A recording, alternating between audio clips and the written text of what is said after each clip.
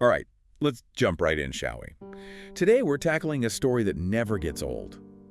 The St. Valentine's Day Massacre. Yeah, this one's a classic. It's one of those events that, even if you think you know it, there's always more to discover. We're using the Wikipedia article as our guide today. It's a great resource, really gives you the whole picture. Think of it as our roadmap, but we're going to veer off the main path a bit, explore some of the side roads and back alleys of this story. Get into the nitty-gritty, so to speak. Exactly. So for those who might need a refresher, let's set the scene. It's Valentine's Day, 1929. February 14th. Not exactly a day you'd associate with a bloodbath. No, not at all, but that's exactly what went down. In a seemingly ordinary garage at 2122 North Clark Street. Yeah, unassuming place, really. You wouldn't suspect anything out of the ordinary. But inside, 7 men, all connected to the North Side gang, are about to walk into a trap. A meticulously planned ambush. And their killers didn't mess around.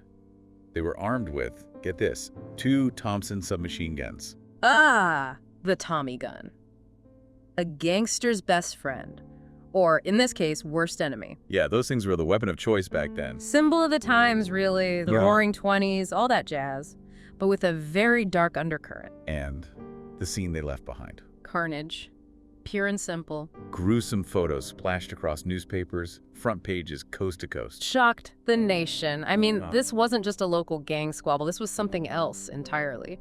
It really forced people to confront the reality of organized crime in America. This wasn't just some romanticized Hollywood version of gangsters. This was brutal, cold-blooded violence. And it all stemmed from this bitter rivalry between 2 of Chicago's most notorious gangs. You got the North Side Gang, led by Bugs Moran. George Bugs Moran, yeah. Colorful nickname. And then you have the Chicago outfit, headed by, well, everyone knows this name. Al Capone, the man, the myth, the legend. Though legend might be stretching it a bit, depending on your perspective. Right, now, Capone was never officially linked to the massacre. Never charged, no. But come on, everyone thought he was behind it.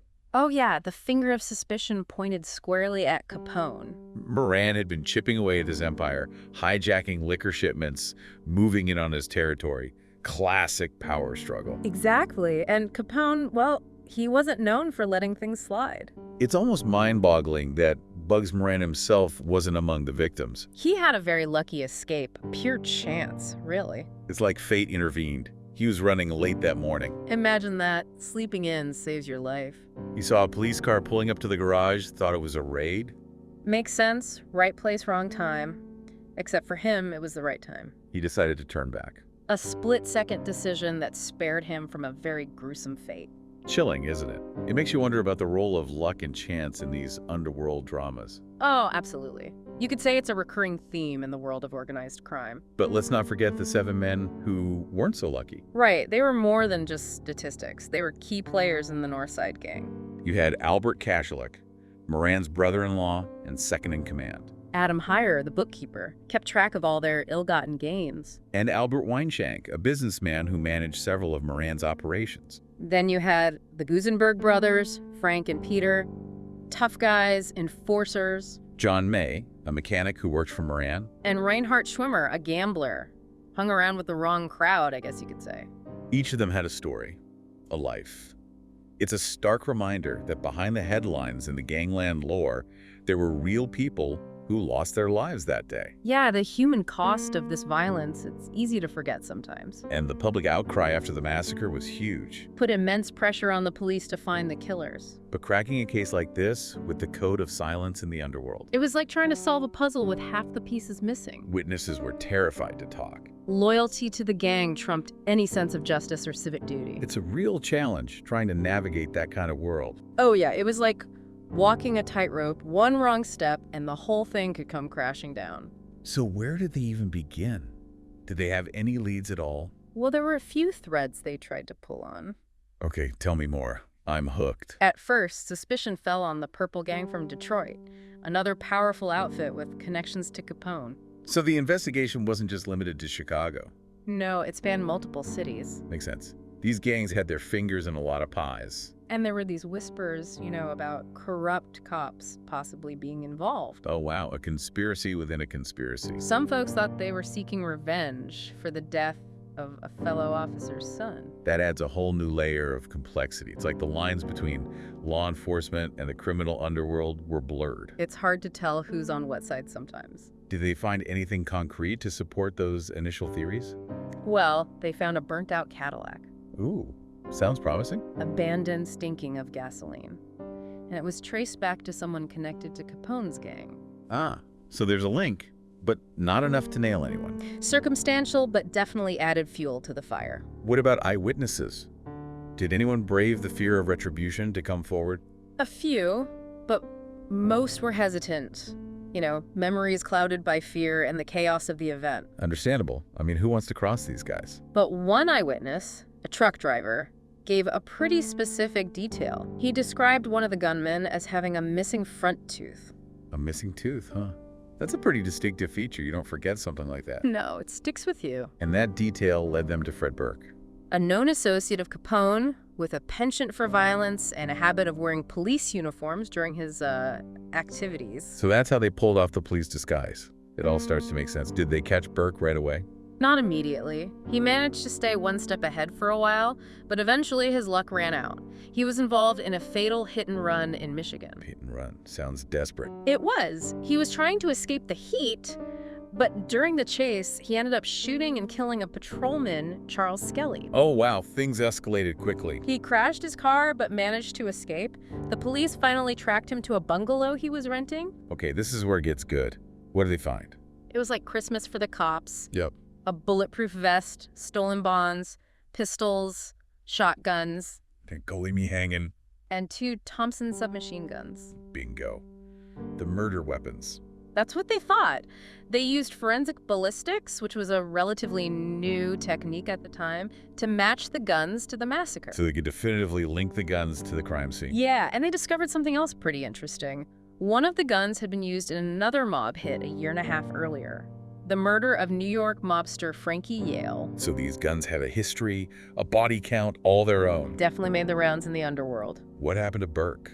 Did he face justice? He did, but not for the St. Valentine's Day massacre. He was convicted for the murder of Officer Skelly in Michigan, sentenced to life in prison, died there in 1940. So he got away with the massacre, essentially. In a legal sense, yes. Never confessed to his involvement. It's a strange kind of justice, isn't it? The wheels of justice grind slowly, and sometimes they don't grind at all. But if Burke wasn't acting alone, who else might have been involved? The Wikipedia article mentioned a few other names. Right. John Scalise and Albert Anselmi, 2 of Capone's top hitmen. Ruthless guys, from what I've heard. Absolutely. Efficient, loyal to Capone. The kind of guys you'd trust with a job like this if you were in Capone's shoes, I guess. Exactly. But here's the twist. Just a few months after the massacre, they turned up dead. Wait, dead? How? Brutally murdered. Found near Hammond, Indiana. Beaten, shot. Oh, wow, this is getting more and more complicated. Was it a revenge killing? Or were they silenced to protect someone higher up? The most common theory is that Capone himself ordered their deaths. He suspected them of plotting against him. That's the prevailing thought. Capone wasn't known for his forgiving nature. So the very men he might have used to carry out the massacre ended up as victims themselves. It's like a snake eating its own tail. Yeah, the irony isn't lost. Their deaths just added another layer of mystery to this whole affair. It's like a hall of mirrors. You can't tell where the truth ends and the speculation begins. And that's part of what makes this case so fascinating. It's a puzzle with missing pieces, and maybe we'll never have the full picture. It's like trying to catch smoke. The more you grasp at it, the more it slips away. But that doesn't mean we stop trying. The search for the truth, even if it's elusive, is what keeps us going. It's what makes history come alive. I've got to ask, what about those American boys mentioned in the article? Who were they? Ah, yes, the American Boys.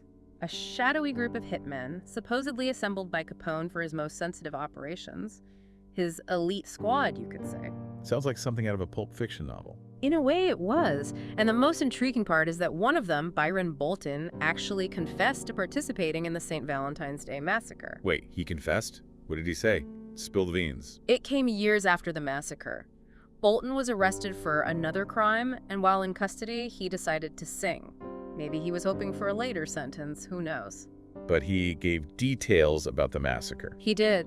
Claimed it was planned weeks in advance at a Wisconsin resort owned by another Capone associate, Fred Gertz. So they were plotting this thing out, really taking their time. According to Bolton, Capone himself was at this meeting, along with Frank Nitti, Fred Burke, and a few others. So Capone was directly involved in the planning stages. If Bolton is to be believed, yes. But remember, he was a convicted criminal, so take his words with a grain of salt. Right, got to be careful with these confessions. What about the day of the massacre itself? What was Bolton's role? He said he was one of the lookouts, watching the garage, waiting for Moran to arrive. He even admitted to misidentifying one of Moran's men as Moran himself, which triggered the attack prematurely. Wow, talk about a costly mistake. So they basically jumped the gun, literally. You could say that. And it changed the course of history in a way. Did he name the actual shooters? He did. Fred Burke, Gus Winkler, Fred Gertz, and a few others. He said they used 2 cars, one disguised as a police car, to pull off the hit. So it was a well-coordinated operation. More than just a few guys with Tommy guns. Oh yeah, this was carefully planned and executed. But how reliable was Bolton's confession? Was there anyone else who corroborated his story, especially about this American Boys hit squad? That's the question, isn't it? Well, there's some support for his claims. Gus Winkler's widow, Georgette, later confirmed that her husband and some of his associates had formed a special crew for Capone. She even called them the American Boys. Really? So there's independent confirmation of this secret hit squad. What did she say about them? She said they were Capone's trusted inner circle, the ones he turned to for the most delicate, shall we say, operations. The dirty work, the stuff you don't want your name attached to. Exactly. And there's another interesting piece to this puzzle. A bank robber named Alvin Karpis claimed to have heard firsthand accounts from Ray Nugent, another alleged member of the American Boys. Oh. What did Nugent have to say? Karpis said Nugent boasted about participating in the St. Valentine's Day Massacre, claimed they were paid handsomely for the job.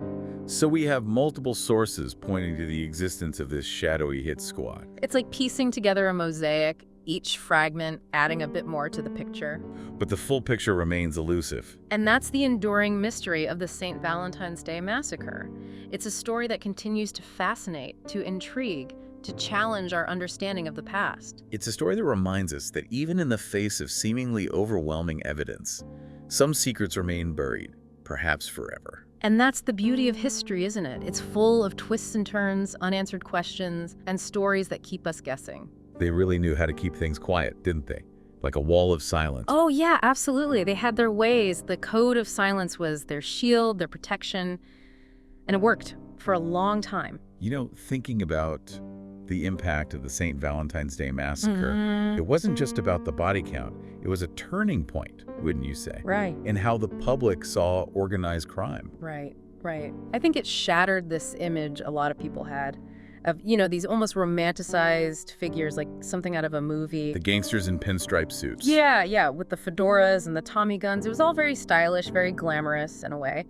But the massacre exposed the reality behind that facade. It was a wake-up call. Absolutely. It showed the brutality, the cold-blooded calculation, and it forced the nation to confront the fact that organized crime was a real threat. Not just some, small-time hoods running around. No, these were sophisticated organizations. They had money, power, influence. They were woven into the fabric of society. And you can't talk about organized crime in the 20s without talking about Prohibition, right? Yeah.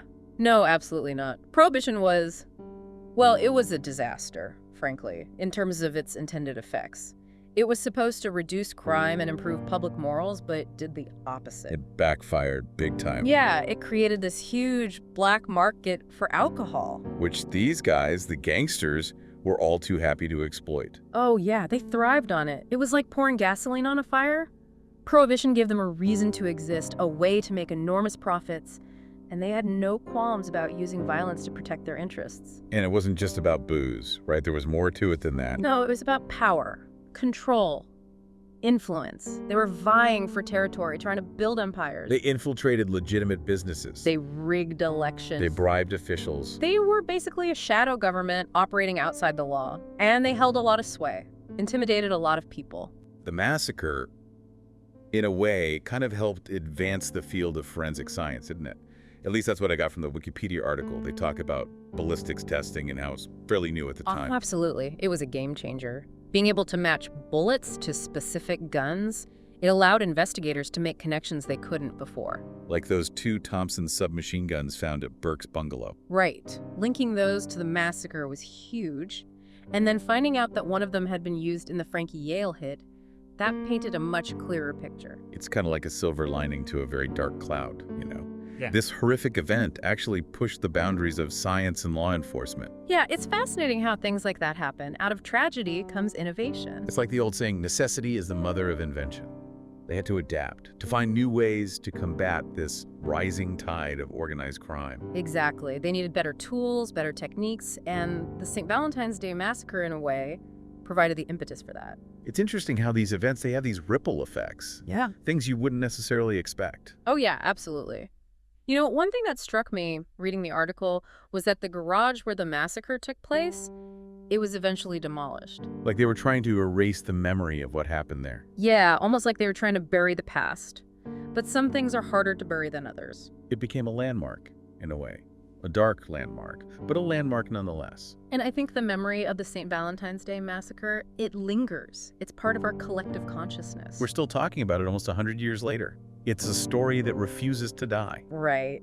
And I think it raises these questions about, well, about human nature, about power, about the cycles of violence that seem to repeat themselves throughout history. You know, it makes you wonder, are we really that far removed from those days? The days of gang wars and lawlessness. I think that's a question worth asking ourselves. Have we truly learned from the mistakes of the past, or are we doomed to repeat them? It's a sobering thought. Yeah, it is, but it's a necessary one. So the St. Valentine's Day Massacre, it was more than just a crime. It was a cultural phenomenon, a turning point. A story that continues to resonate, a reminder of a dark chapter in American history. But also a story that maybe, hopefully, can teach us something about ourselves, about the choices we make, about the kind of society we want to build. I think that's a great way to put it. It really gets you thinking, doesn't it? Why do we still find this story so fascinating? I mean, it happened almost 100 years ago. It's a good question. Part of it, I think, is that it gives us this glimpse into another time, another world. The Roaring 20s, Uh-huh. Prohibition, gangsters. Yeah. It's a world that's both familiar and completely foreign to us. We see it in movies and TV shows. But the St. Valentine's Day Massacre, it reminds us that the past wasn't all glamour and glitz. There's a dark side, a brutal side. Absolutely. And I think that's what draws us in, this fascination with the darker aspects of human nature. We want to understand what makes people do these things. What drives them to cross those lines, to commit these acts of violence? And the fact that the massacre remains unsolved, it just adds to the allure, doesn't it? Oh, for sure. It's a mystery that we may never fully unravel. A puzzle with missing pieces. We can speculate, we can analyze the evidence, but we'll never know for certain what happened in that garage. And that's what makes it so compelling. It allows us to fill in the gaps with our own imaginations, to come up with our own theories. We become armchair detectives trying to crack the case. Exactly. And it keeps the story alive. But I think there's more to it than just the mystery. The St. Valentine's Day Massacre, it serves as a cautionary tale, doesn't it? I think so, yeah. It's a reminder of what can happen when power goes unchecked, when corruption takes root. It's a reminder that the fight for justice is never truly over. It's an ongoing battle, a battle against greed, against violence, against those who would exploit others for their own gain. And it's a battle that we all have a role to play in. Absolutely. We can't be complacent. We can't turn a blind eye to injustice. Because if we do, well, history has shown us what can happen. The St. Valentine's Day Massacre is a stark reminder of that. So as we wrap up our deep dive into this infamous event, I think the most important takeaway is this. We need to learn from the past. To study it, to understand it, to avoid repeating the mistakes that were made. And to remember that the choices we make today, they shape the world of tomorrow. Wise words. Well, folks, that's all for this episode. We've journeyed back in time to explore one of the most notorious events in American history. We've delved into the dark underbelly of the Prohibition era, the rise of organized crime, and the enduring mystery of the St. Valentine's Day Massacre. We hope you found this deep dive informative, intriguing, and thought-provoking. Until next time, keep exploring, keep questioning, and keep the spirit of curiosity alive.